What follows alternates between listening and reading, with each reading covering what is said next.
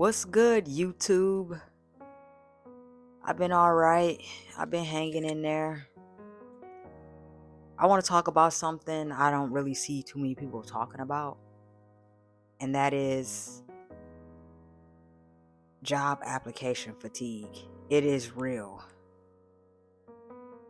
Applying to all these different places, getting emails, getting additional emails with work instructions to complete the application process is very draining.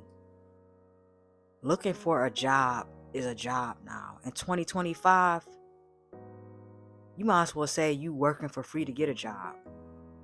There's too many steps to some of these things. And then they have multiple step interviews.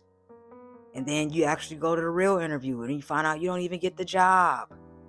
Now they're asking you to have proof of transcripts or diploma for a job that pays $16 an hour. This is ridiculous. I swear, when I get on there and start submitting my job applications, I just feel like I lose motivation and I have to push and force myself. I have to drink coffee, eat candy, keep myself motivated to go through with the application process, y'all. Like, don't leave me hanging. If you watching this video, leave a comment. Let me know. Do you go through this too? Do you suffer fatigue from applying from so many jobs? Like, I just remember going into places, filling out a paper, and then they call you back. It was that simple, literally. Now they got all these rules and standards for things, and the pay ain't matching the experience. Okay, entry level jobs, freaking $14 an hour. They want somebody with at least 2 years in experience. What idiot on the planet, or even in America, because Donald Trump is screwing up everything, but who in their right mind gonna have work experience and settle for $14 an hour, $12 an hour, hell, even 16? Who's doing that? And nowadays you gotta work 2 jobs, to make 40 hours. Like, things are really changing. If you watch one of my past videos on here, I believe I mentioned how I was trying to get out of warehouse factory jobs, right? Because it's not steady anymore. Guys, I would work there, right? First, I would work there as a temp, and then I'm working there, I'm showing up, I'm doing everything they tell me to do, and then they lay me off. And like, this like the third plant that I worked at where this happened to me. So that was a wake-up call for me. That let me know that, yeah, it was good to know I had 40 hours at least every week, but long term, I just didn't know where things were going. They're not trying to hire people in because they don't want to pay insurance on you. So that kind of left me to think more about getting out of factory work anyway. But nowadays, the new 40 is working multiple jobs. There's no longevity, there's no guarantee at staying at one job anymore. They laying people off.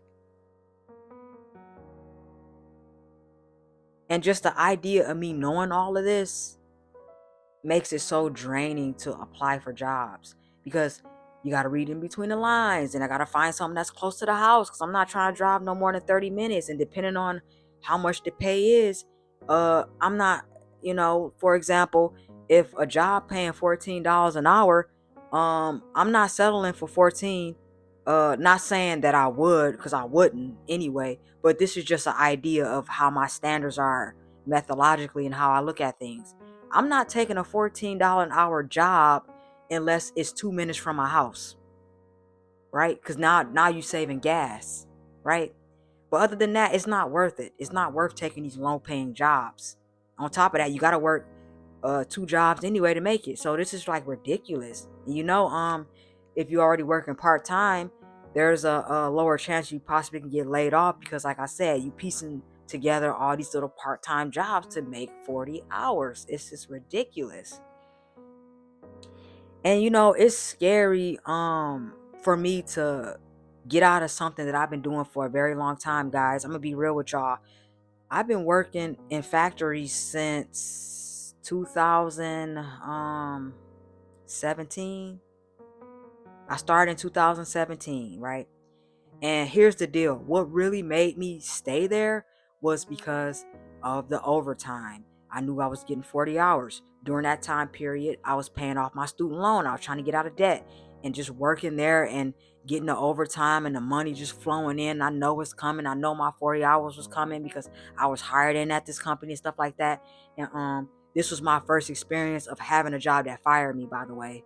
But that's a separate story why I got fired. But at will policy, if you're not aware, at will policy in Michigan, they fire you for whatever, they let you go for whatever reason they want. They don't have to explain why. So, yeah, I just pretty much have to come up with a better blueprint in life. And with all my past videos on how to like save money on buying things that you need, I'm really going to start doing that heavily because I can tell, right now it's definitely looking like I'm gonna have to work two jobs that are less stressful than factory work to get out of factory work, y'all. But this job application fatigue is real, y'all. Like, now when I get interviews, it's like I'm not even really that excited about it because it's just like, okay, I got the interview. Now I got to get up and go there on time. Oh my God. Then when you get there, it ain't guaranteed you got the job anyway. So it's like nothing is real until they tell me I got the job and I actually show up to get my first paycheck, y'all. Like I became very detached with work, with earning an income, trying to establish a career. If you even want to call shit career nowadays, it's just more like it's a job, you know. Ideally for me, things that I would love to get paid to do are things that are just not really a way to really make money off of per se. So traditionally, yeah, these jobs is like I feel way more disconnected to them more than ever than did before, and that's why I like coming out with stuff on my channel talking about how to save money because all the things that I share are things that I'm gonna really clamp down on to reduce costs in my living expenses to be able to afford to get away from factory work. Cause don't get me wrong, man. Don't.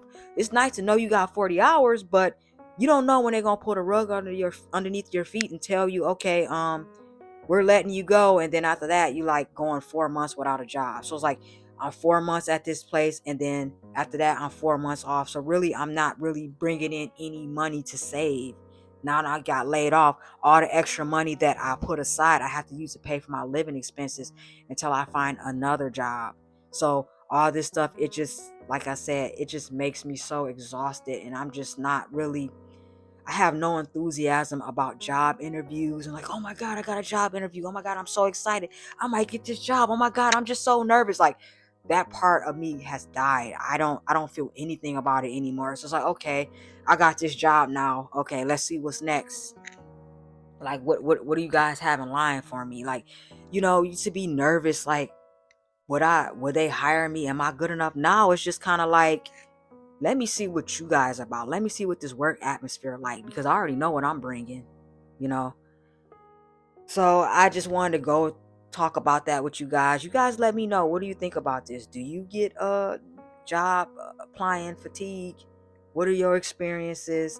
How do you find motivation in continuing to apply for jobs while you unemployed? Because even though we got all the time in the day to do it, really just applying for one job can be a lot, especially when you have to um edit your resume and make it fit to what you're applying for. That's just more work because now we got AI denying your resume for jobs that you qualify for, that you overqualified to work at. It's just that the words aren't matching the criteria and the qualifications of what you're applying for. So now you got to keep going back critiquing your resume for jobs. It's just ridiculous. But let me know. All right, y'all. I'll talk to y'all later. Bye. Peace.